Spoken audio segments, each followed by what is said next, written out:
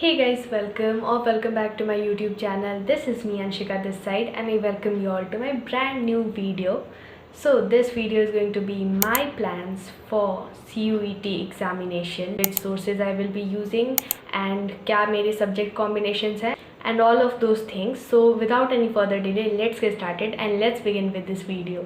So firstly, let's talk about कि मैंने कौन से subject combination को choose किया है for my CUET prep. So first thing first कि मैंने इंग्लिश दिया है, देन उसके बाद में अकाउंटेंसी आता है एंड उसके बाद में BST एंड उसके बाद में फिर आता है economics. And yes, I have not chosen the GT क्योंकि मतलब मैं जनरल टेस्ट नहीं देने वाली हूँ, क्योंकि इसके पीछे का ये रीज़न है क्योंकि मुझे ऐसा लगता है कि अगर मैंने GT को रखा होता तो फिर मैं इन सारे सब्जेक्ट्स पे ध्यान नहीं दे पाती, क्योंकि पहले से ही GT बहुत ज़्यादा वास्ट है. मुझे नहीं लगता कि मैं उसको डील कर पाऊँगी, तो इस वजह से मैंने सोचा कि उसको रख के कोई फ़ायदा नहीं है, क्योंकि मुझे जो कोर्सेज़ के लिए अप्लाई करना है और जिस यूनिवर्सिटी में मुझे जाना है तो उसमें GT कंपलसरी नहीं है, तो मुझे ऐसा कुछ बेनिफिट नहीं लगा उसको लेके. ऑब्वियसली मेरे पास में एक तो बेनिफिट रहता कि मुझे BHU का एक प्लेटफॉर्म मिल जाता अगर मैं GT को रखती तो, लेकिन स्टिल मैंने सोचा कि नहीं, मुझे एक जो मेरा ड्रीम यूनिवर्सिटी है वो था DU, तो मुझे लगा कि उसमें नेसेसरी नहीं है तो कोई बात नहीं है, GT को हटा देते, क्योंकि अगर मैं GT लेती भी तो मैं 4 अपने जो सब्जेक्ट्स है उस पर फोकस नहीं कर पाती, क्योंकि GT मेरे लिए एकदम ही नया सब्जेक्ट है एंड उसमें भी मैथ्स है. तो उसके ऊपर से आप लोग को पता ही है कि जब मेरी अकाउंट्स में इतनी बुरी हाल है तो फिर मैं GT में तो क्या ही करूँगी. सो इस वजह से मैंने उसको साइड रख दिया था. So my final subjects for CUET are English, accountancy, BST and economics. So अब बात करते हैं कि मैं कौन से सोर्सेज से अपने CUET के लिए प्रिपरेशन करने वाली हूँ. मैंने सोचा है कि जैसे आप लोग को पहले से पता है कि मेरे पास में पेड बैच है PW का CUET के लिए भी, तो मैंने सोचा है कि मैं CUET के लिए थोड़ा सा मैं जो टेस्ट वाला पोर्शन है वो मैं वहाँ से कंप्लीट करूँगी. जैसे मुझे अगर प्रैक्टिस करने रहेंगे क्वेश्चंस तो मैं वहाँ से CUET के प्लेटफॉर्म से देखूँगी और थोड़ा बहुत मैं वहाँ से पढ़ूँगी. बट मैंने सोचा है कि मैं स्ट्रिक्टली सुनील पांडा सर को भी फॉलो करने वाली हूँ, क्योंकि उन्हीं के वजह से बोर्ड्स में मैंने इतनी मेहनत की है, वरना पता नहीं अगर मैं खुद से प्रिपरेशन कर रही रहती तो पता नहीं मेरे से इतनी मेहनत हो पाती या नहीं हो पाती. मुझे लग रहा है कि मैं सुनील पांडा सर को ही फॉलो करूँगी तो वो मेरे लिए बेस्ट रहेंगे. तो हाँ, सुनील पांडा सर की तो सुप्रीमेसी है.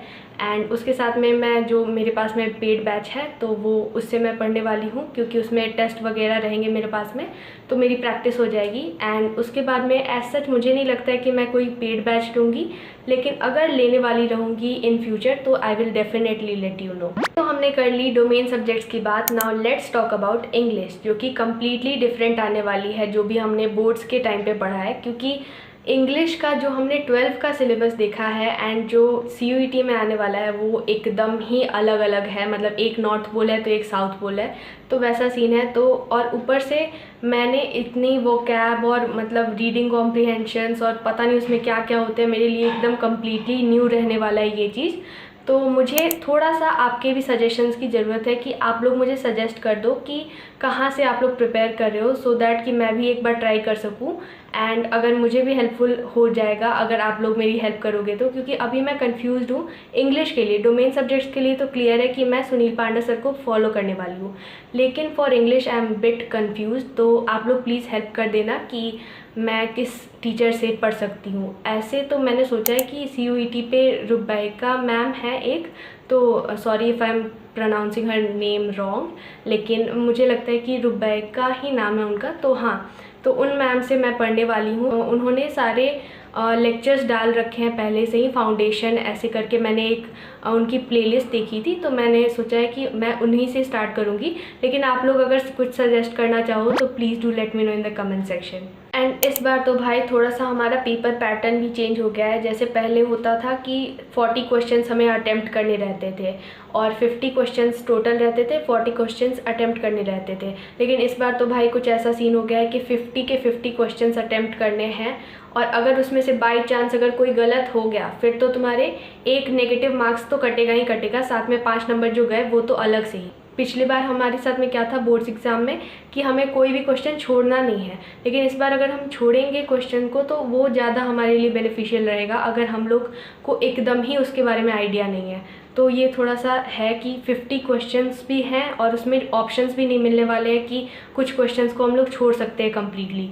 तो ये थोड़ा सा डिफ़िकल्ट होने वाला है इस बार के लिए, लेकिन कोई बात नहीं है, अब प्रिपरेशन तो करनी ही पड़ेगी क्योंकि ऑब्वियसली हम सब ने CUET का फॉर्म फिल कर दिया है। सो अब तो हम लोग प्रिपरेशन करेंगे ही, लेकिन उसको स्टार्ट करने से पहले, मतलब मेरी खुद की प्रिपरेशन स्टार्ट करने से पहले मैं आप सबको एक बहुत बड़ा डिस्क्लेमर देना चाहती हूँ अपने साइड से, क्योंकि मुझे था कि मैं इस चीज़ को आपके सामने मैं इस बात को रखूँ। सो मैं ये बताना चाह रही थी कि मुझे अगर जो भी CUET में कॉलेज मिला तो ऐसा नहीं है कि मैं कोई भी कॉलेज में एडमिशन करवा लूँगी, क्योंकि मेरे कुछ सेलेक्टेड ड्रीम कॉलेजेस हैं जिसके लिए मैं एम कर रही हूँ। अगर बाय गॉड ग्रेस अगर मेरे साथ में ऐसा हुआ कि मैं उस कॉलेज में चली गई तब तो वेल एंड गुड, अगर नहीं गई तो फिर मैं यहाँ पे अपने होम टाउन में ही कोई कॉलेज में एडमिशन ले लूँगी। तो मैं अपनी CUET के लिए प्रिपरेशन तो जम के करने वाली हूँ, लेकिन इन केस अगर मुझे अच्छा कॉलेज नहीं मिला, तो अगर मेरे मार्क्स अच्छे नहीं आए, मुझे कॉलेज अच्छा नहीं मिला, तो मैं डिसहार्टेंड नहीं होने वाली हूँ। मैं अपने होम टाउन में कोई भी कॉलेज में एडमिशन ले लूँगी। तो CUET देने का मेरा मेजर मोटिव ये है कि मुझे एक एक्सपीरियंस मिलेगा, सो दैट कि मैं आगे जो मुझे कम्पिटिटिव एग्ज़ाम्स देने हैं तो उसमें मुझे एक आइडिया रहे कि मेरी प्रिपरेशन इतनी है और अभी मुझे इतना काम करना है, सो दैट कि मैं अच्छा एक रैंक लेके आ पाऊँ और मैं उस कम्पिटिटिव एग्ज़ाम को क्रैक कर पाऊँ। तो इसलिए मुझे एक अच्छा एक्सपीरियंस मिल जाएगा CUET के थ्रू, एंड पता चलेगा कि कॉम्पिटिटिव एग्ज़ाम्स में कितनी प्रिपरेशन लगती है। तो हाँ, उससे मेरा बोथ साइड से मेरा विन विन सिचुएशन ही है। लेकिन फ़िलहाल तो मैं एम कर रही हूँ बेस्ट कॉलेजेस के लिए, जो भी मेरा ड्रीम कॉलेज है उसके लिए मैं एम कर रही हूँ, एंड उसके लिए जम के मेहनत करनी है। तो अब बात करते हैं कि मैं अपनी प्रिपरेशन किस तारीख से स्टार्ट करने वाली हूँ, मतलब तारीख तो नहीं, बट हाँ मैं 1-2 दिन के बाद में ज़रूर अपनी प्रिपरेशन को स्टार्ट करने वाली हूँ। अभी थोड़ा सा ब्रेक मैंने लिया है ताकि मुझे थोड़ा सा टाइम मिल जाए, थोड़ा सा बोर्ड्स का जो स्ट्रेस था उससे थोड़ा सा रिलीफ मिल जाए, थोड़ा सा एंजॉय कर लूँ, थोड़ा सा K-ड्रामा वगैरह, वेब सीरीज़, मूवीज़ सब चीज़ देख लूँ और थोड़ा सा सो लूँ आराम से फ्रीली, एंड उसके बाद में थोड़ा सा घूम घाम के और उसके बाद में तब मैं प्रिपरेशन अपनी स्टार्ट करूँगी। एंड अभी तो मेरा मेजर अभी एम चल रहा है कि मुझे अपनी स्किल्स को डेवलप करना है, तो मैं अभी कुछ चीज़ सीख रही हूँ साइड बाय साइड। तो हाँ, अभी तो सीन कुछ ऐसा चल रहा है, एंड 1-2 दिन के बाद में मैं अपनी CUET की प्रेप एक्चुअली में स्टार्ट करने वाली हूँ। So stay tuned for that videos as well. मेरा तो एग्ज़ाम ख़त्म हो चुका है, बोर्ड एग्ज़ाम, एंड जिस दिन ये वीडियो जाने वाली है उस दिन आप सबका भी एग्ज़ाम ख़त्म हो जाने वाला है, क्योंकि मोस्ट ऑफ द स्टूडेंट का 29 मार्च को होने वाला है IP या फिर कंप्यूटर साइंस का एग्ज़ाम। तो आप सबके भी एग्ज़ाम ख़त्म हो जाएंगे। तो आप लोग भी अपनी स्ट्रैटेजी को शेयर करना कि आप लोग CUET के लिए प्रिपरेशन कैसे करने वाले हो। तो yes, that was like pretty much it for this video, and thank you guys so much for watching this one. And if you like this video then make sure to like, comment, share and subscribe to my YouTube channel, because it motivates me a lot for making such type of videos for you all, and I would love to see your comments on this video. So yeah, thanks for watching.